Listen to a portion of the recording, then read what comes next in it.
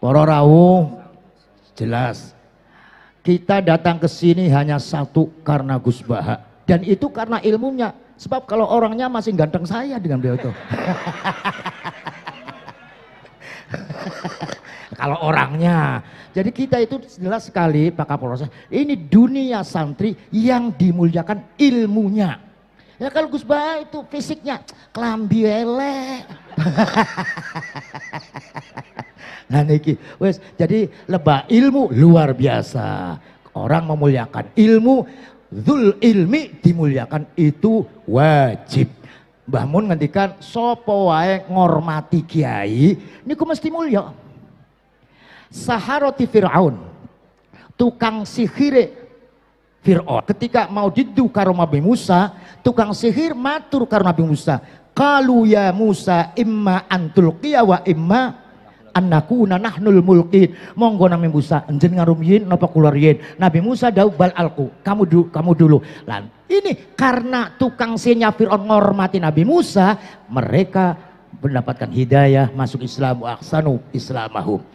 Khalid bin Walid demikian pula Abbas menunjukkan orang Madinah ke rumahnya. Nabi akhirnya fahadahullah mendapatkan hidayah. Jadi ngormati kiai itu wajib. Sapa sing ngormati kiai mulia, sapa sing ngormati kiai ya lengser. Luar biasa ngormati. Ya Allah, kiai kok di amplop-amplop. Padahal dalam kitab itu paling bagus-bagusnya sodako kepada kiai, artinya ahli thariqah, sufi, itu bagus-bagusnya sodako. Dan sekarang siapa kalau thariqah ahli dzikir bukan kiai? Ya, kiai. Loh, Anda harus tahu, saya kalau dapat amplop saya buang amplopnya. Isinya saya kasih ke yatim piatu. Oh bagus sekali, yatim piatu. Lah istri saya yatim piatu.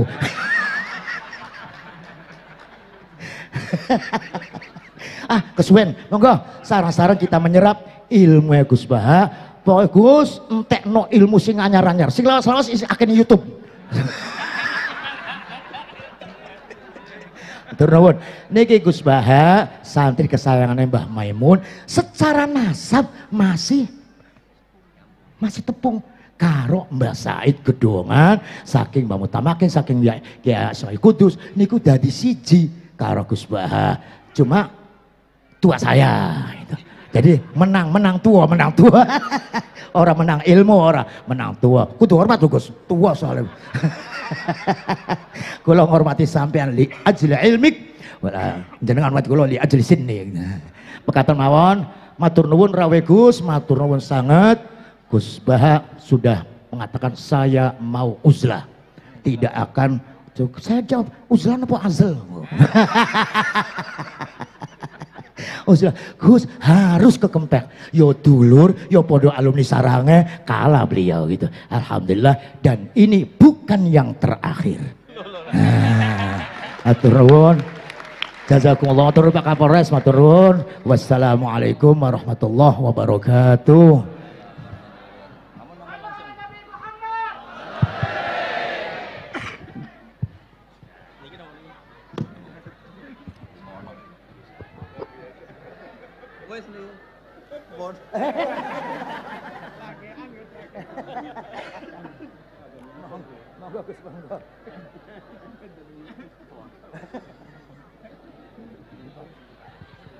Assalamualaikum warahmatullahi wabarakatuh.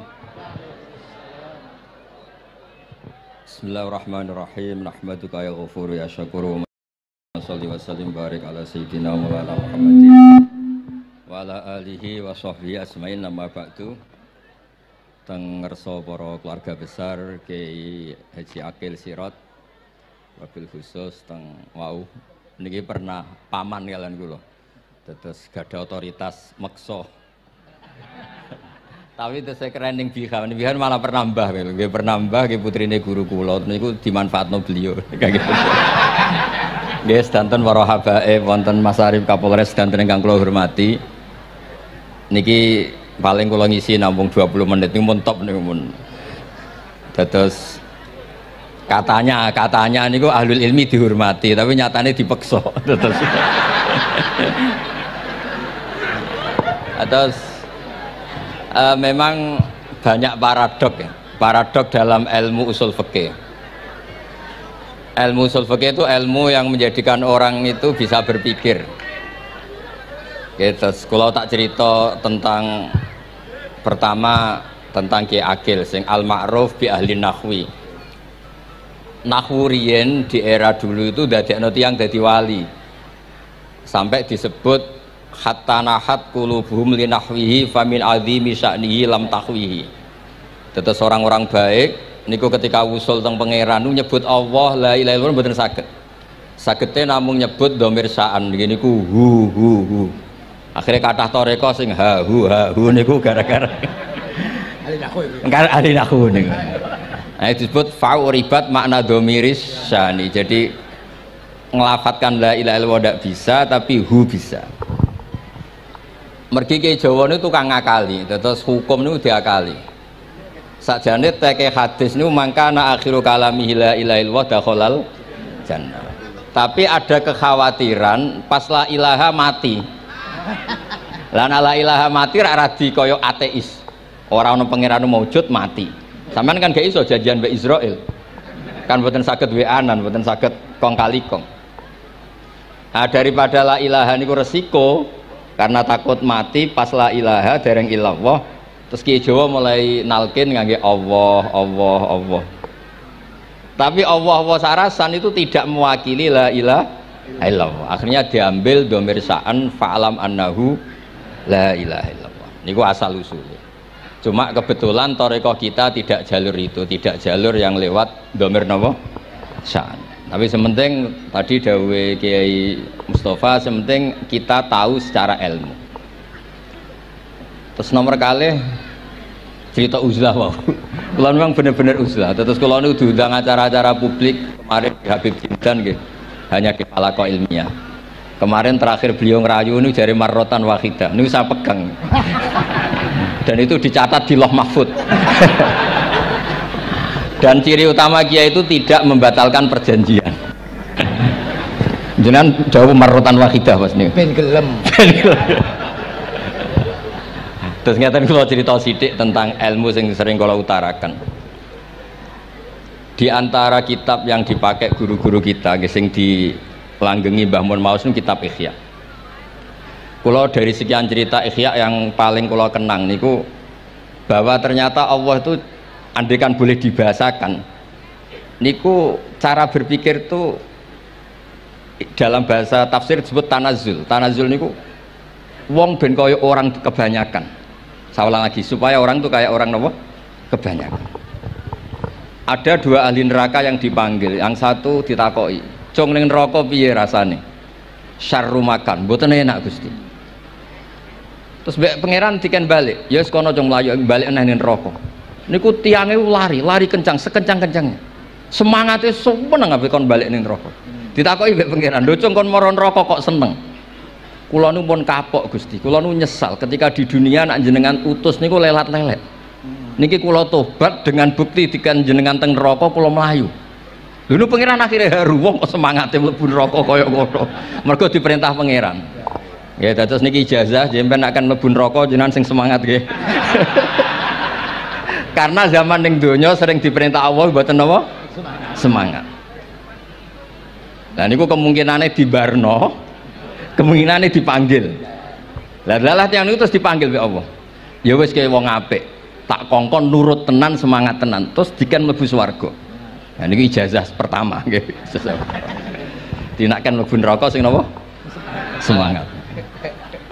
Sing kedua niku dipanggil niku plengakan lelat-lelet. Kados kula diutus Gus Mus niki nelpon kula mboten purun akhirnya ning Bika jare matur Gus Subak turuti ya aku diamuk Bika jare Bapak. Dados niki melibatkan sekian pihak untuk memaksa saya datang ke mriki. Aduh repot wong kempek niku. Repot. Mugi-mugi di sepuro ngoten. Yang kedua niku diken mlebu neraka malih ku lelat-lelet ndelok pangeran mboten semangat. Ditakoki mbek pangeran. Kenapa kamu tidak semangat? Saya itu tidak pernah ngira jenengan yang baik sudah masukkan saya ke surga, kemudian jenengan nyuruh lagi saya ke neraka. Saya tidak pernah mengira engkau itu seperti itu. Terus Allah nggih, anak indadzoni abdibi. Ya serapopo, swarga ya swarga. Ini dua ijazah untuk sampean supaya bisa masuk nopo? Swarga. Terus kita tidak pernah tahu nopo Gustofa ngundang kula nyeneng wong akeh ganjaran, nopo meksa wong alim dosa, bener ngerti kula cara. Karena dalam ilmu usul fikih, kembali ke usul fikih, kula nu gak ada khazanah kathah tentang debate pangeran kalian nabi ini. Kathah, mboten satu dua contoh di beberapa kitab tafsir. Suatu saat kula sering cerita niki, suatu saat Khalilur Rahman Ibrahim itu kedatangan Israel. Kamu mau apa? Mau matikan jenengan? Kata Nabi Ibrahim, harro'aital khalil yumitu khalilah. Mosok aku kekasih pangeran dipateni, mosok orang yang dicintai membunuh yang dicintai, orang yang mencintai seseorang kemudian membunuh yang dicintai. Tidak ada itu. Akhirnya Israel matur teng pangeran. Cara politiknya ngeten, wow sing cara lagi seneng ngendikan politik. Wani kiai lengser dari beliau. Ono. Nah kula niku ahli tauhid wis pancen kodok kodare ngoten mawon, dadi mboten berpikir ruwet-ruwet. Terus Israel kan mboten biasa logika, kayak kan malaikat itu SOP kan, mboten biasa logika. Akhirnya matur pangeran, kata Ibrahim, masa kekasih bunuh yang dikasih, masa yang mencintai bunuh yang dicintai. Tapi Ibrahim baru sadar ngadepi pangeran gitu, lebih pinter. Terus kan ketika Allah fakullahu, katakan ke Ibrahim, harlo aital khalil yakrohu ayal ko khalilah. Mosok jari seneng aku kok ketemu aku rawani, jari seneng kok rawani ketemu. Lah niki sampean aku pengen mati, monggo ngangge ilmu sing niki. Wong jari seneng pangeran kok rawani ketemu pangeran. Seneng seneng ketemu. Ibrahim seneng sakit. Yo mati saiki ora apa-apa mati saiki. Terus kedua niki cerita, karena ini pondok ilmu, orang harus biasa pakai logika usul fikih. Politik juga gitu. Nak kiai politik rawan kena syubhat. Tapi nak wong soleh ra oleh politik, kowe ridho dipimpin wong fasik-fasik kabeh. Ya mboten ngerti, mbok sing bener dis pokoke ngoten. Yes, itu memang logika usul napa? Fikih. Logika usul napa? Fikih. Ketika Nabi Adam badhe didamel niku materinya saking bumi. Pertama sing diutus Jibril. Jibril ambekan qabdotan minal ardi, segenggam bumi. Saya mau bikin Adam, materinya dari bumi. Setelah datang ke bumi mau ngambil ista'adzat billah. Maksudnya ista'adzat billah, a'udzu billahi minka, saya berlindung Allah dari kamu. Antasinani. Kalau ngarepe Gustofa dari ahli nahwu, terus kula niki tak goleki tenan pancen syanahu mun mutaaddi bi nafsi. Mungkin nek dibuli ku antusinani kok panjang nanti cerita. Saya ndak ingin bagian dari saya diambil, kok aku bolong. Iku cara bumi itu sudah masalah. Terus akhirnya Jibril kembali, ya Allah, dia berlindung kepada engkau maka saya lindungi. Allah membenarkan Jibril, Mikail juga sama. Tapi ketika Israel, ini Israel itu masalah memang. Ketika disuruh ngambil bumi, buminya ista'adat billah, tetap diambil. A'udzu billahi minka antasinani, saya berlindung Allah supaya kamu tidak melukai saya, menciderai saya dengan mengambil bagian dari saya. Kata Israel, wa a'udzu billah alla unaffidhu amroh. Saya juga a'udzu billah diperintah Allah kok tidak kasil. Kudu kasil. Lah saya tidak tahu yang benar istilahnya Jibril apa istilahnya Israel. Terus memang sudut pandang. Makanya dulu ketika banyak pondok putri itu kiai-kiai kuno dulu itu menentang. Alasannya nggih, nak bojone jelas khawatir kiai ini kecobaan itu jelas. Tapi banyak kiai itu nggih khawatir tenan. Kecoba fitnatin nisa. Tapi ketika logikanya dibalik, apa kamu ridho para perempuan-perempuan muslimat itu tidak dapat pendidikan apa? Agama, hanya karena orang soleh tidak punya nyali, tidak punya peduli mengajar. Tapi kita saged diwalik. Ustaz-ustaz sing mane pas-pasan niku kowe ridho nak kecoba. Sampean milih mana? Ridho kecoba apa ridho bodoh? Nah, logika-logika usul fikih ini yang kemudian dipakai Wali Songo. Dipakai Wali Songo kemudian membiarkan sekian tradisi yang insya Allah itu salah sebetulnya, tapi tidak sebanding dengan asmane Allah Subhanahu wa Ta'ala. Misalnya begini, gini iki dirungokno mawon. Sampeyan ra paham mboten napa-napa. Sampeyan nak ra paham wis anggap ae tawadhu. Sepantese wong awam yo ora paham, nak paham dadi kiai. Terus biasa mawon, sampeyan nak ora paham aja tersiksa. Umpamane jenengan mboten kiai kok kon paham. Nah sampean pinter kados kula mestine ora ngrungokno, semangate hasud. Terus rivalitas perkara. Nah cara Mbah Mun nak cerita ngoten, dhisik ke zaman bodho iku angger kiai mbok cucup. Bareng padha kiai niku koyok saingan. Niku pun sunatullah, ndak bisa dihindari, niku pun sunatullah.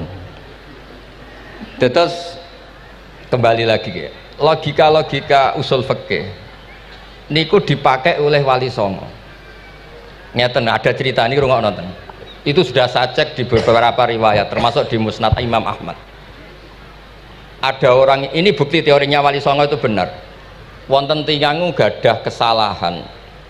Niku dokumen kesalahan niku madul basor sepanjang mata melihat. Wes ngoten jumlahnya 99 bok. Kayak apa banyaknya? Per bok madul basor sepanjang mata nopo melihat.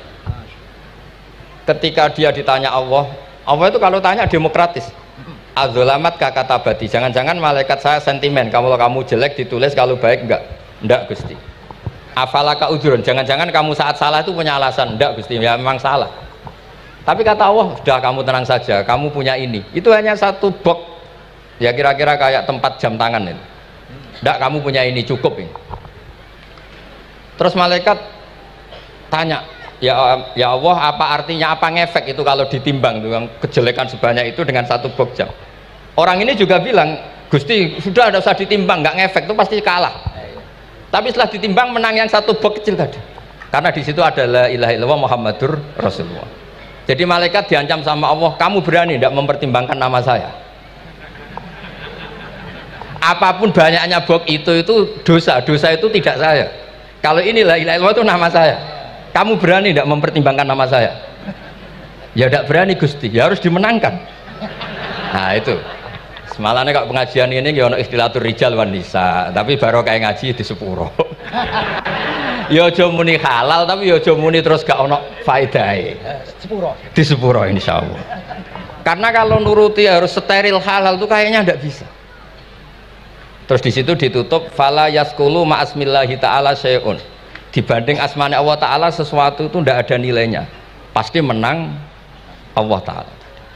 Sehingga banyak ulama ngendikan kowe nak berdosa bersalah mojo iki. Dan kalau anda dosa misalnya catatannya satu box terus di bawah ada astagfirullah, malaikat ditanya sama Allah, kamu berani tidak mempertimbangkan nama saya disebut di situ? Enggak berani. Nah saya ini ribuan orang yang ngundang, saya berani mengabaikan. Bareng ono wong ngaku mbah ya mbah tenan wae. Ya terus ngoten, kowe wani gak mempertimbangkan Gustofa sing mantune Mbah Maimun. Ya. Semoga cara pandang malaikat nanti seperti itu. Tapi nanti kalau malaikat cara pandang, mbah kok tukang mekso putu. Itu mbah model opo. Nah saya ini sudah ngalah satu kali. Berikutnya logika kedua yang insya Allah terbangun di kalangan malaikat, yaitu mbah ora oleh meksa napa putu. Ning dinggon mbah yang baik putune dolanan di barno. Ini ora putu lagi asik-asik dolanan. Rene kon nyapu. Nah, itu udah jenis mbah yang baik. Lantas kula suwun lah ngaji usul fikih yang serius karena itu menjadikan kita bermartabat. Kulo niku sering lepas jenazah tangga-tangga kulo nggih penggene delok TV, nak bengi nggih ngelamun, ngayal sugih, kadang yo ngapalo tikus sing liwat dhuwure saking ora ana penggawean. Tapi kulo nang lepas jenazah ini orang baik. Sampai bojone protes, "Apik opo lek Gus angger bengi iku mau ngelamun ngitung tikus liwat, ngitung apa."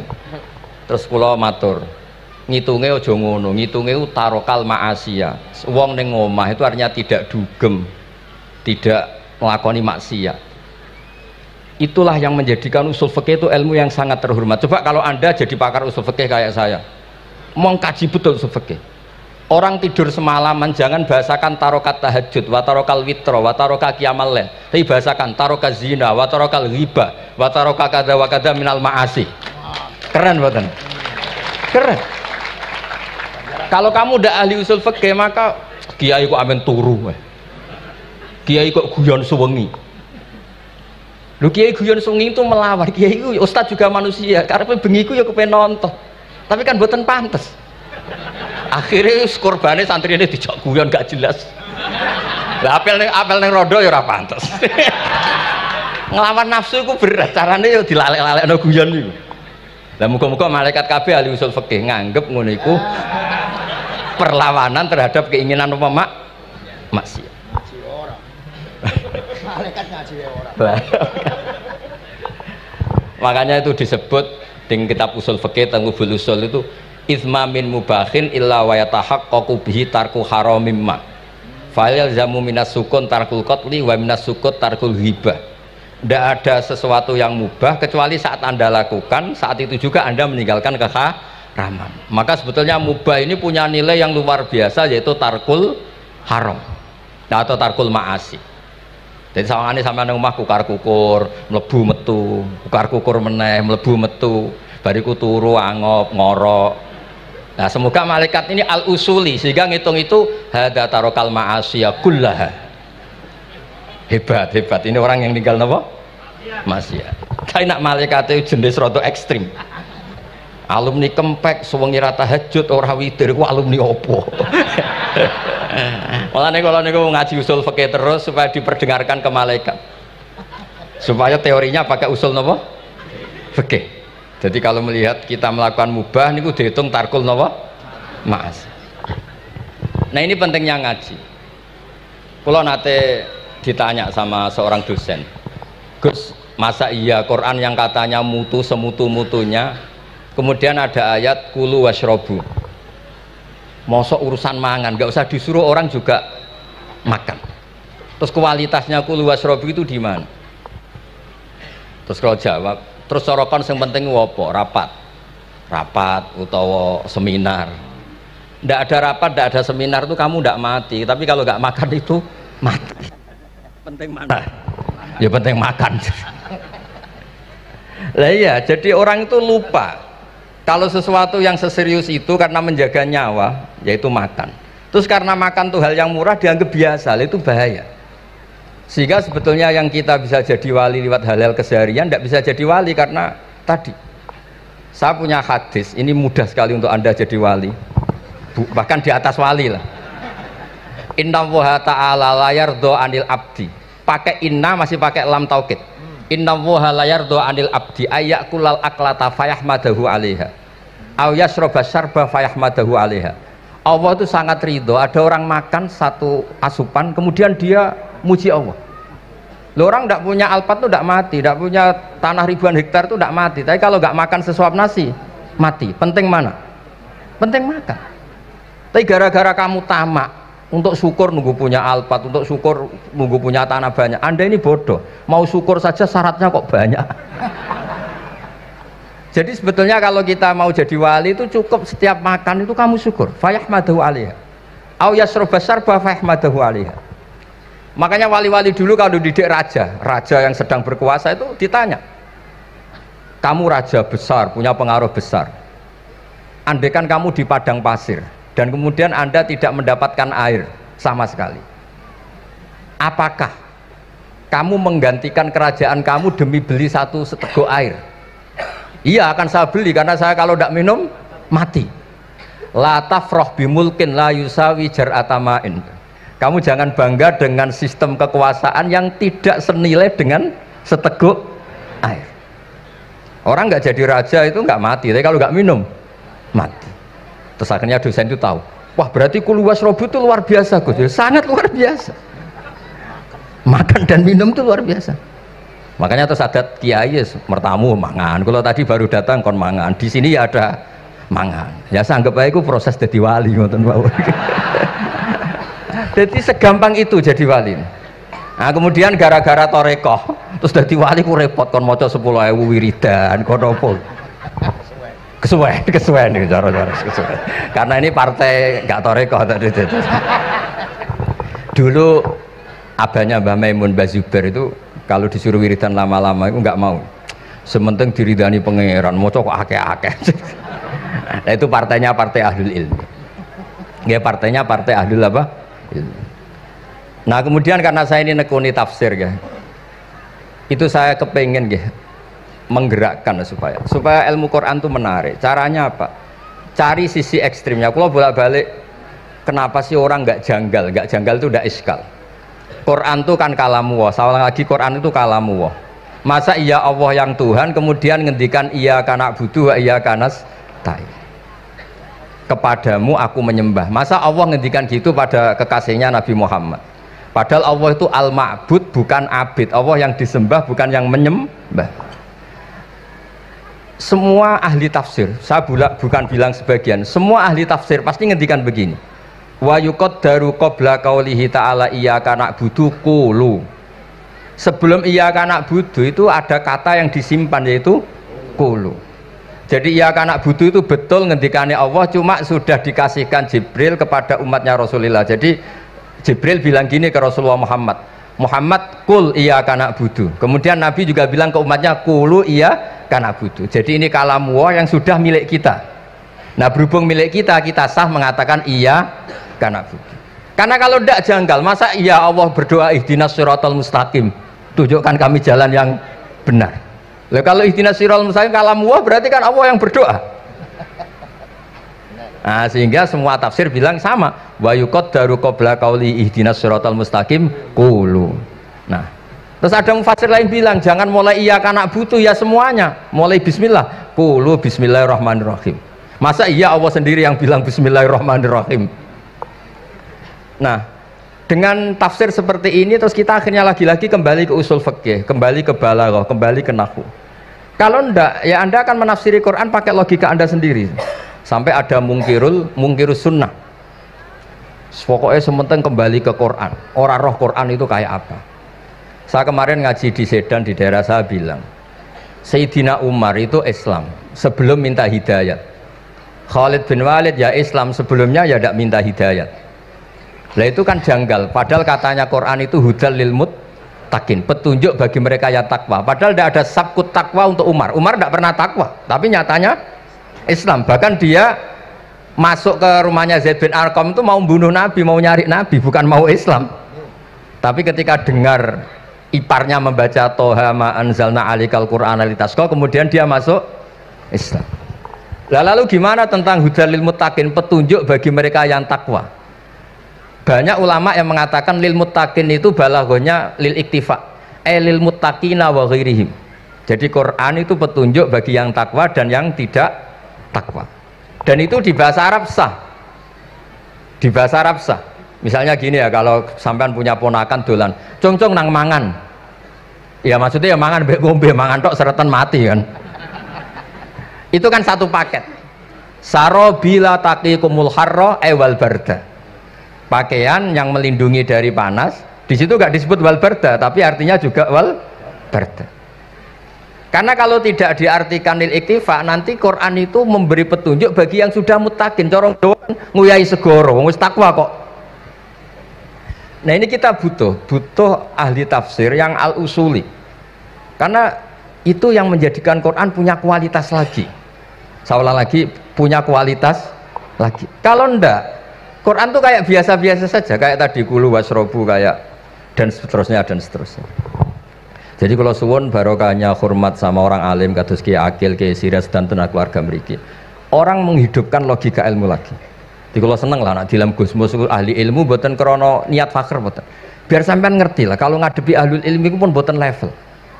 Ahlul ilmi itu kalau punya logika itu tidak bisa dibantah. Saya beri contoh sekian contoh yang nyata yang diajarkan Rasulullah SAW.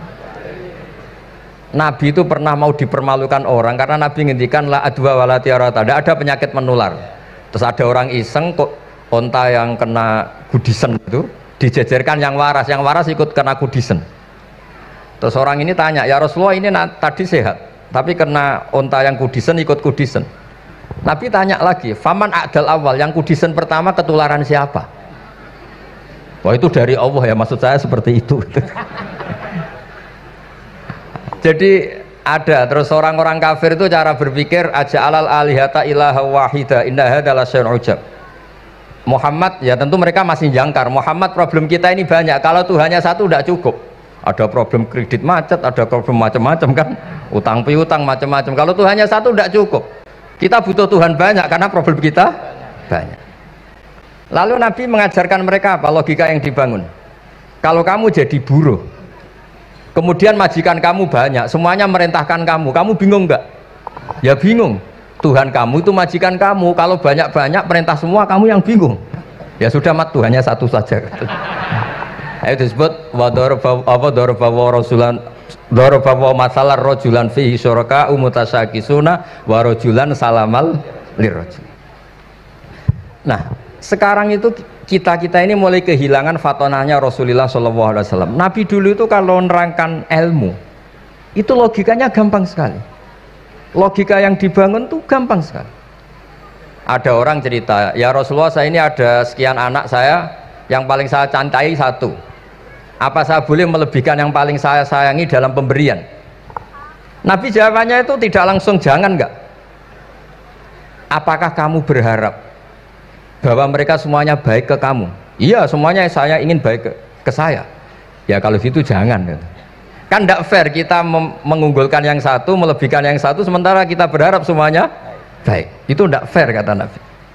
Jadi dulu Nabi itu, terus ini yang cerita fikih. Dulu Ahlul Madinah itu mangga, itu masih pentil sudah dijual. Pentil dijual harganya 2 juta. Masa iya pentil harganya 2 juta? Karena dengan asumsi sudah jadi mangga. Tapi ketika Nabi datang di Madinah dan penduduk Madinah itu abkhosna sikailan, orang paling buruk dalam pertimbangan dalam jual beli. Nabi cara ngendikan itu unik. Aro'aitum law anna waha yamna'us samroh fabima yastakhillu ahadukum mala akhi. Kalau pentil ini ternyata kena angin terus kemudian tidak jadi buah, lalu kamu nerima uang 2 juta itu atas nama apa? Atas nama beli pelem, nyatanya belum jadi mangga. Mosok kalau pentil seharga 2 juta. Semenjak itu terus Ahlul Madinah sadar kalau jual buah itu nunggu ba'da buduwi sholahiyah, setelah samroh ini berbentuk. Tapi Nabi tetap ngendikannya pakai logika. Nah sekarang banyak kiai yang sidik-sidik neraka. Sebenarnya Nabi itu ngajari logika. Ada pemuda dia itu hipersek, mau masuk Islam tapi tetap boleh bebas. Saya ini ingin Islam tapi jangan larang seks bebas. Wah itu sahabat semuanya melarang ketemu Nabi karena ini ngawur betul, masa pamit Islam kok. Tapi setelah gaduh, Nabi tanya, kenapa gaduh? Ada pemuda mau masuk Islam tapi yasta'izinu fi zina, dia minta izin supaya tetap boleh zina. Kata Nabi, suruh saya ke sini. Setelah datang di depan Rasulullah, logika yang dibangun Nabi itu luar biasa. Atuhibbuhu li bintik. Kamu suka punya anak putri kemudian jadi demenannya orang laki-laki hidung belang? Ya enggak, saya bunuh orang itu. Andaikan itu ke ibu kamu, saya bunuh orang itu. Atuhibbuhu li bintik, atuhibbuhu li ummik, atuhibbuhu li ukhtik, atuhibbuhu li kholatik. Kamu suka punya anak putri yang jadi demenannya orang? Ya tidak suka ya Rasulullah. Kamu suka kalau punya ibu didemeni orang banyak? Ya tidak suka Nabi. Sampai otaknya itu yastakbihu zina, sehingga otaknya itu wah zina itu buruk betul. Akhirnya ya Rasulullah sudah, saya mau se-Islam tanpa zina-zina. Karena logika yang dibangun Nabi itu luar biasa. Nabi pertama mengingatkan atuhibbuhu li bintik, atuhibbuhu li ummik, atuhibbuhu li ukhtik, atuhibbuhu li kholatik. Sampai dia ini nggak bisa apa-apa. Sudah Nabi sudah. Jadi logika ini yang harus kita waris. Lagi-lagi kembali yang bisa waris itu ahlul ilm. Sama itu kan kayak diskusinya Nabi Yahya dan Nabi Isa. Nabi Yahya itu suka berkawan orang-orang soleh. Setiap berkunjung di mana itu nyari yang orang-orang soleh. Ditanya kenapa kamu berkawan orang soleh? Ya berkawan orang soleh itu asik. Tapi kalau Nabi Isa enggak. Kalau ada desa-desa yang masih hitam, masih merah itu dikunjungi kemudian dibina. Ditanya sama Nabi Yahya, lima anda tanzilu ala syirarin nas. Kok kamu kumpul orang-orang yang kayak gitu? Jawabnya beliau, innama ana tabibun udawil mardo. Di mana-mana Nabi itu ya dokter. Di mana-mana dokter menyembuhkan yang sakit. Jadi dulu logika kebalikan itu dibangun, sehingga dulu ulama khilaf itu ikhtilaful a'immah apa? Rahmah. Masyhur itu. Saya sering cerita dan itu ada di kitab Khilyatul Auliya. Nabi Yahya itu lebih ceria. Nabi Isa itu agak sering cemburut. Atau kebalikannya, pokoknya yang satu tuh mali aro ka'abisan ka'annaka taqnatu mir rahmatillah. Kamu kok sering cemburut, seakan-akan rahmat Allah itu terbatas, wong kok ra iso syukur. Yang satu gojlok mali aro ka dohikan ka'annaka ta'manu mim makrillah. Kowe kok guya-guyu, kok is bebas kok neraka wae gitu. Nah, sehingga ya itu tadi sudut pandang. Makanya saya sering cerita dulu kalau Said Abdul Al-Haddad itu tanya, "Jong kowe ngaji sopo?" "Ngaji si A." "Kiaimu tahu nangis?" "Ndak." "Ojo ngaji, kiaimu ati atos, kiai kok ora iso nangis." Tapi kalau Abdul Hasan Asadili kebalikan, "Jong kowe ngaji sopo?" "Ngaji si A." "Kiaimu tahu guyu nak ngaji?" "Mboten nate." "Ora usah ngaji wong ora iso syukur." Jadi nah itu yang akhirnya menjadi keseimbangan khaufau wa tama. Ada khauf, ada apa? Roja. Sehingga karena sudut pandang itu nggak bisa dihilangkan, sawalangnya nggak bisa dihilangkan. Ini yang sering diceritakan Kisah itu kakaknya ini. Dulu Muhammad bin Hasan Asy-Syaibani, Imam Syafi'i itu lama sekali beliau jadi ulama top yang suka fikir. Dianggap fikir itu aman, ngeringankan hisab. Nggak jenengan fikir yang dihisab malaikat apanya kan? Kan nggak bisa ngisab jenengan. Apa saja tidak punya. Punyanya problem. Nah, setelah ngaji sama Imam Malik, Imam Syafi'i tanya, yang ilmunya setingkat jenengan siapa? Kata Imam Malik, sebetulnya Abu Hanifah, tapi orangnya sudah meninggal, tapi ada muridnya, namanya Muhammad bin Hasan Asy-Syaibani. Kamu ke sana, dari Madinah ke Irak, dulu tempatnya di Baghdad. Setelah di Irak, Muhammad bin Hasan Asy-Syaibani itu kalau ngitung uang tuh di meja, emasnya tuh banyak, uangnya banyak, dia hitung di meja, malah kaget. Saya ini gedeng kiai, kedunyan, ini ketemu kiai, kedunyan. Ya karena Muhammad bin Hasan Asy-Syaibani itu wali, kamu tanya, kamu heran ya ada kiai kaya? Iya. Ya sudah, kekayaan ini kasihkan orang fasik, biar dipakai demenan, dipakai mabuk, dipakai ini. Terus, ya jangan, kalau kena orang fasik bahaya, jenengan saja. Semenjak itu Imam Syafi'i mulai rodok seneng duit.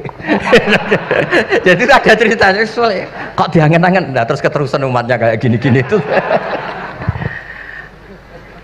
Jadi ini cerita nopo istihad, apa cerita nopo istihad.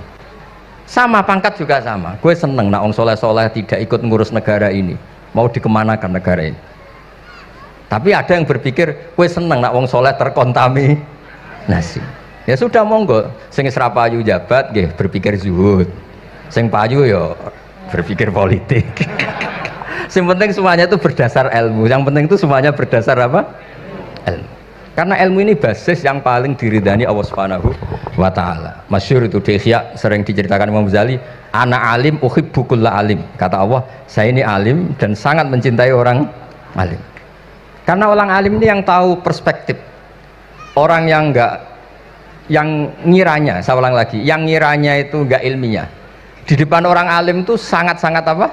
Ilmiah. Yaitu tadi misalnya ada ayat wa min ayatihi manamukum billaili wan nahar. Masa iya tidur yang ngorok semua turunnya secara jelas kok jadi wamin ayati. Tanyakan ahli medis, sistem tubuh kita kalau nggak tidur tuh kayak apa rusaknya. Dan toat pas-pasan ini satu-satunya solusi ya turu. Bengi ngempet kepen delok dangdut, delok dugem, bareng turu jebule esuk wis bar, alhamdulillah. Cara melek iman kamu seberapa? Tarikan-tarikan maksiat posisi kamu terjaga bisa kalah kan? Tapi kalau tidur sukses kan tarkul maksinya. Nah, karena tidur itu sukses menghilangkan maksiat disebut wa min ayatihi manamukum billaili wan nahar. Sampai Imam Ghazali ngendikan di makalah itu, sehingga nanti ibadahnya umat ini di akhir zaman an-naumu, ibadah terbaiknya itu tidur. Jadi mulane maksud kula ngeten lho. Sampeyan anut jalur wong alim dia turu ya ibadah, tengok-tengok ya ibadah, jagongan nggih ibadah, gojol-gojolkan ambek kanca nggih napa? Ibadah. Karena ini semuanya kul bi fadlillah bi rahmati fa bidzalika napa? Falyafrahu. Tapi kalau kamu tidak punya basis ilmu, adanya suudzon. Kiai kok jagongan guyon sewengi ku kiai opo? Kiai kok turu sewengi ku kiai Karena basisnya ada ilmu. Padahal jelas ketika Rasulullah bikin urutan kebaikan, pertama Nabi ngendikan kamu menolong orang. Jika tidak bisa, terakhir Nabi ngendikan takufu syarraka anin nas fa innaha shadaqatun minka ala nafsik. Tadi beliau juga cerita di nasihat Bangun, idza lam tuhsin fala tusi. Kalau tidak bisa berbuat baik, setidaknya kamu tidak berbuat jelek sama orang lain. Dan potongan ini paling gampang apa? Tidur kan? Wis sampean nak turu wis ra zina, ra maling, ra ngrasani wong wis ora tusik. Nah, dengan konstruksi usul fikih seperti itu kamu tahu kualitas ayat wa min ayatihi manamukum billaili wan nahar. Ya sama, ternyata makan itu yang menjaga nyawa, ternyata makan itu yang menjadikan syukur. Kalau kamu nggak percaya puasa, sama nak poso gedang goreng itu mewah. Gedang goreng itu mewah, air satu teguk itu mewah. Makanya kalau lama dulu ada santri kepengen mangan enak, ya saya ingin mangan enak gini-gini, caranya gimana? Itu rumusnya ada sate, ada mie ayam. Idamuhu alju. Kalau kamu ingin enak, lauknya itu lapar. Ya kalau puasa itu semuanya kan enak. Nah itu lagi-lagi basisnya itu ilmu.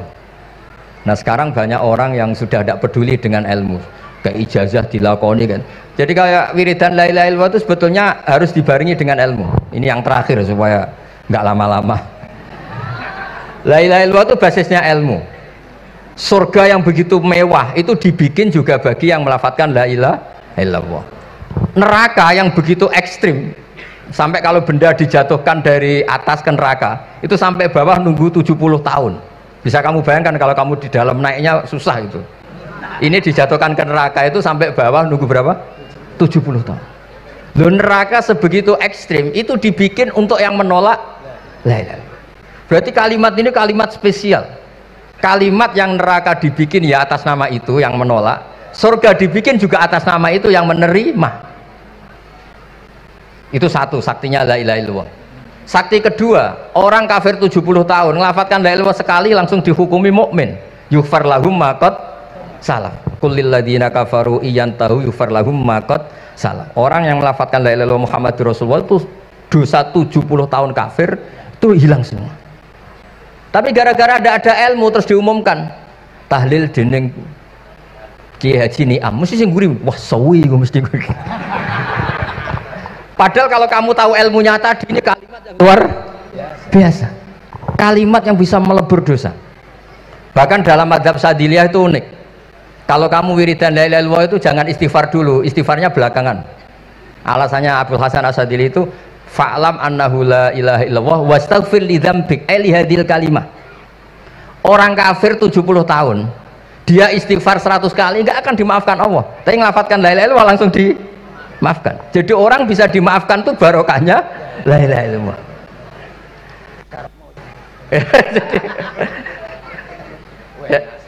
Ya kan? Jadi orang kafir 70 tahun wirid istighfar 100 kali atau 1000 kali dimaafkan enggak? Enggak kan? Tapi kalau membaca la ilaha illallah dimaafkan. Jadi istighfar tuh ngefek positif itu kalau dibarengi la ilaha illallah. Makanya wastaghfir li dzambika bihadil kalimah. Kamu boleh istighfar berdasar hadhil kalimah, berdasar la ilaha illallah. Tapi terus kemudian ya thariqah itu banyak, itu urusan rasa.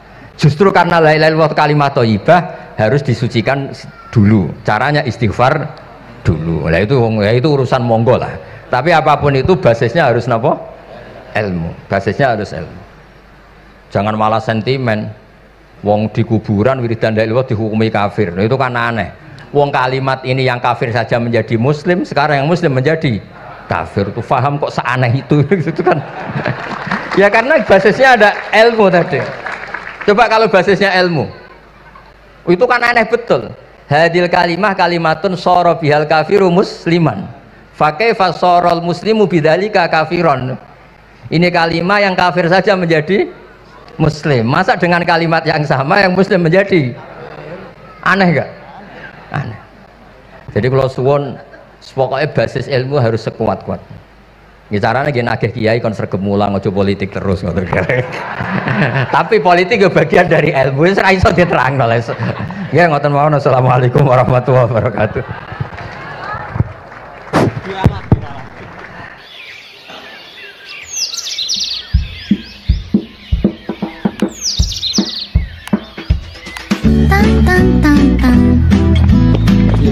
Cuma mereka yang tanya itu biyen belajar piye kok iso alim kaya ngono, ya kan? Nah, terangkan Gus, terangkan. Mati.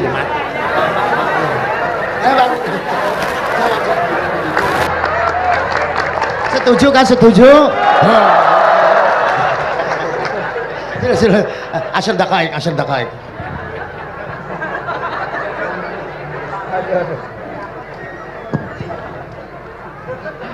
Andai kan pertanyaan itu ke Mbah Mun, mungkin jawabnya gurune sopo.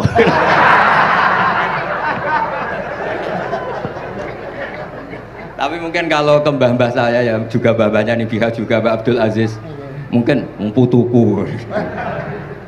Tapi kalau saya ingin cerita tentang saya paling ya, aku sergep. Yang jelas tuh dari kafadlu yuti apa?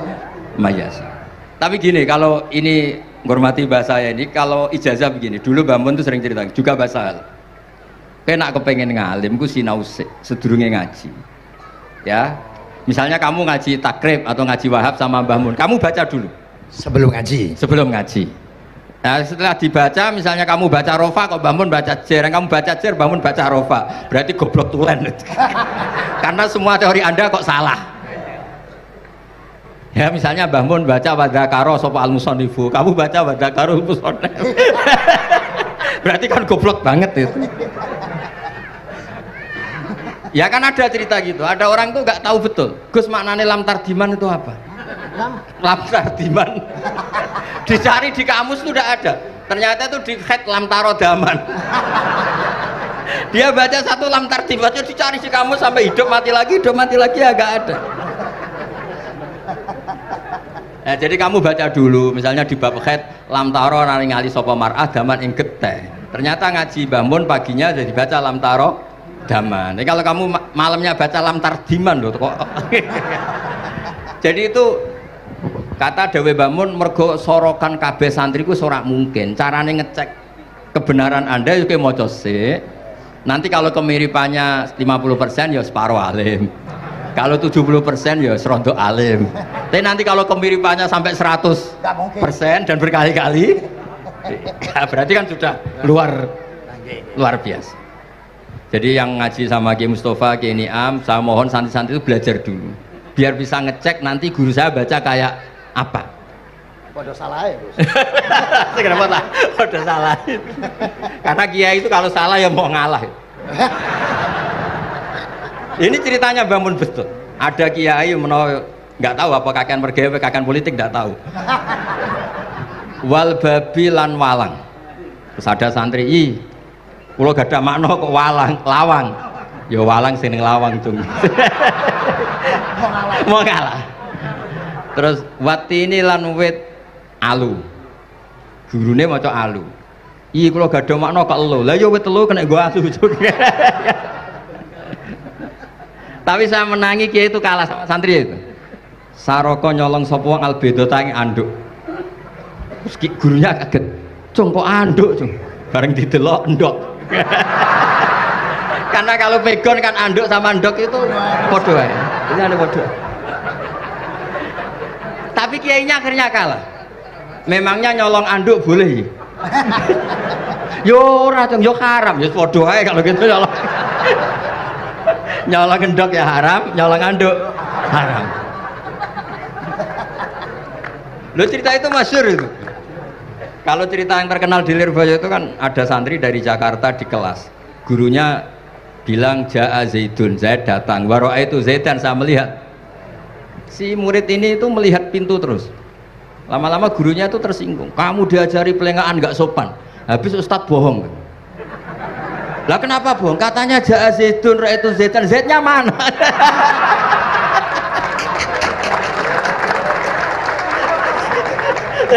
Dia gak ngerti. Zaid datang, saya melihat. Mana orangnya kok dibahas-bahas terus itu. Ya, jadi yang serius tadi, kalau sampean ingin nguji kualitas Anda, makanya saya dulu itu pede baca kitab di depan Mbah Mun karena ya ngecek. Dan dulu itu Gus Zofur, Gus Kamil sebelum ngaji ya itu mesti sinau sama saya. Nanti ketika Mbah Mun baca tadi kalau kemiripannya kita 90% ya bagus. Syukur-syukur sampai 100. Dan itu terulang sampai Wahab Hatam, Jamul Jami' Hatam. Sehingga kita tahu. Jadi kalau diskusi kita kok salah ya tahu, kalau benar ya tahu. Kalau tahqiq ya tahu. Biasanya kalau tahqiq itu Mbah Mun karena takut menyalahkan kiai-kiai Jawa, kalau baca 2 kali, misalnya begini. Yasmalu, kadang diwaca Yasmilu ora apa-apa nggih Jawa wae gitu. Karena kalau kita memaksakan sampai benar seperti di kamus, kayaknya kalau kiai Jawa itu berat sekali. Dumeli bojo bolak-balik mesti ora goblok wis apik lah. Karena kalau baca tahqiq itu kan butuh kamus. Yang benar itu Yasmalu misalnya. Tapi kan populer juga orang baca Yasmilu. Saya itu menangi loh. Kiai Jawa dulu baca Simai itu menangi, Masdar Simai. Lama-lama setelah banyak alumni Al-Azhar terus berdasar kamus baca Samai semua sekarang.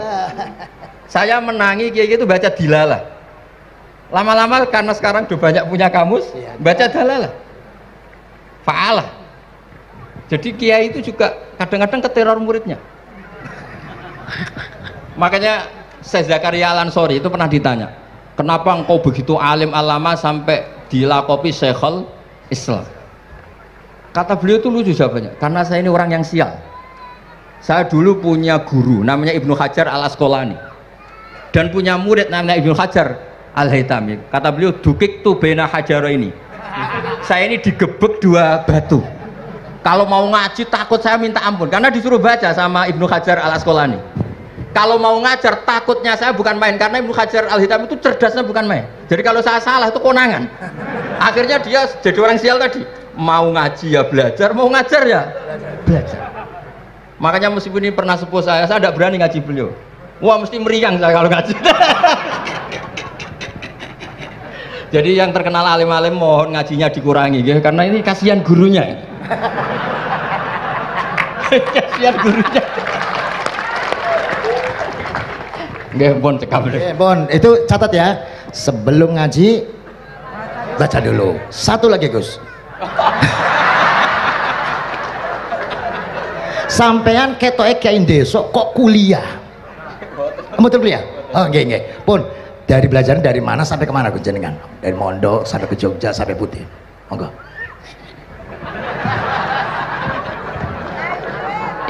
Ini karena sesuai kontrak, nggak boleh nyulayani janji sekali aja terakhir. Sekali tak tekno Gus. Jadi sebetulnya kalau di ilmu, saya kan sering ketemu ahli geologi, ahli sosiologi. Sebetulnya di ilmu kita, saya kan lama di Jogja dan itu yang saya pakai juga ilmu zaman di pesantren. Misalnya sosiologi itu kan ada mukadimahnya Ibnu Khaldun. Itu kan teorinya luar biasa. Misalnya begini, kenapa Rasulullah itu harus dari suku Quraisy, suku yang sangat terhormat di Mekah? Itu secara teori sosiologi loh, bukan teori nubuah. Kata Ibnu Khaldun, Nabi itu mesti final dari kaum itu aneh. Saya ulang lagi, Nabi itu final dari kaum pasti aneh. Nah masa aneh-aneh ini ditoleransi oleh umatnya karena beliau dari suku yang terhormat. Coba kalau dia dari suku, beliau dari suku yang hina, pasti pas aneh-aneh langsung diadili. Ya kalau di NU lah, ndak Gus Dur kok bikin aneh-aneh di NU kan langsung tuntas. Tapi berhubung Gus Dur cucu Mbah Hasyim, orang itu mentoleransi, bahkan mengira jangan-jangan teori beliau lebih baik ketimbang kita. Nah makanya terus kata Ibnu Khaldun, ma ba'atsawu nabiyan illa fi mana'atin min qaumin, tidak ada nabi diutus kecuali dari kaum terbaik supaya masa-masa transisi ini nggak ada perlawanan. Nah itu namanya sosiologi. Sehingga beliau ngendikan, ini versi tarikh bukan versi Ibnu Khaldun saja. Ketika sahabat disuruh hijrah karena disakiti orang kafir Quraisy, lah engkau sendiri ya Rasulullah, saya ini orang Quraisy, nggak akan ngalami yang seperti Anda alami. Nah itu namanya sosiologi. Begitu juga matematika. Saya sering ketemu pakar matematika dari UI, dari UGM. Misalnya bilang zakat kan 2,5% misalnya zakat tijar. Saya bilang kalau ngitung itu porogapit, padahal kita zaman sekolah porogapit itu pantangan. Tapi saya bilang saya punya matematika lebih cepat. Apa itu Pak Ba? Kalau manggil saya Pak Ba. Kalau di kitab disebut rubu'ul usur apa? Jadi bertahap. Misalnya 1 juta, usurnya akan 100.000. Setelah 100.000 rubuknya 25.000. Itu kita tidak usah pakai catatan bisa. Nah itu matematika Arab. Makanya orang Arab tuh nggak bisa nulis, tapi matematikanya cepat karena bertahap. Misalnya 1 miliar ya cari aja usurnya 100 juta. Berarti rubuknya 25 juta. Berarti 2,5 nya 1 miliar itu 25 juta. Tapi kalau orang Arab bilang itu rubul usur.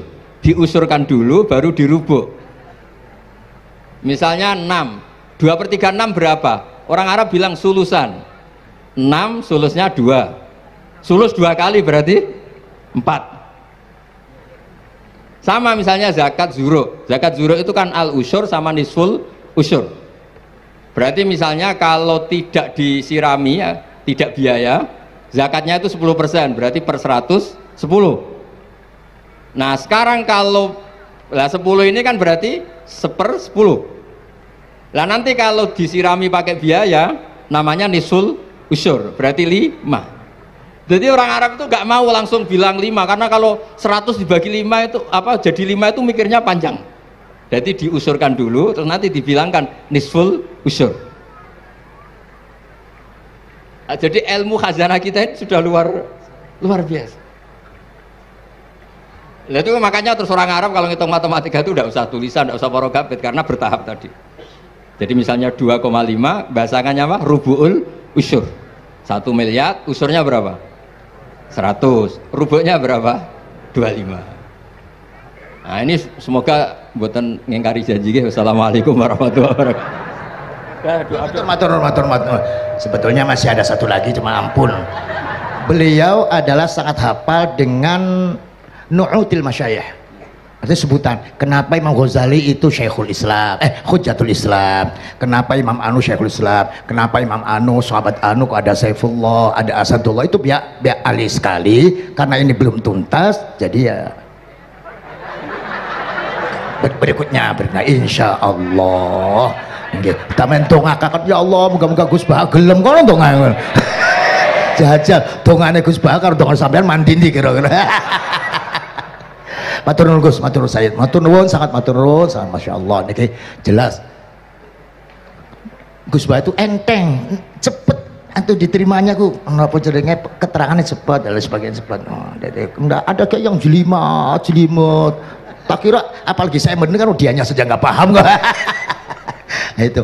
Nah, demikian matur nuwun, sampean kudu matur nuwun sangat wong sing lagi uzlah ora gelem. Luar biasa kita. Hanya udah selanjutnya kata mohon Gus kula sak sedulur sak santri nek pas jenengan donga pas uzlah njaluk ditongakne ngoten mawon nggih mboten mawon pun nggih.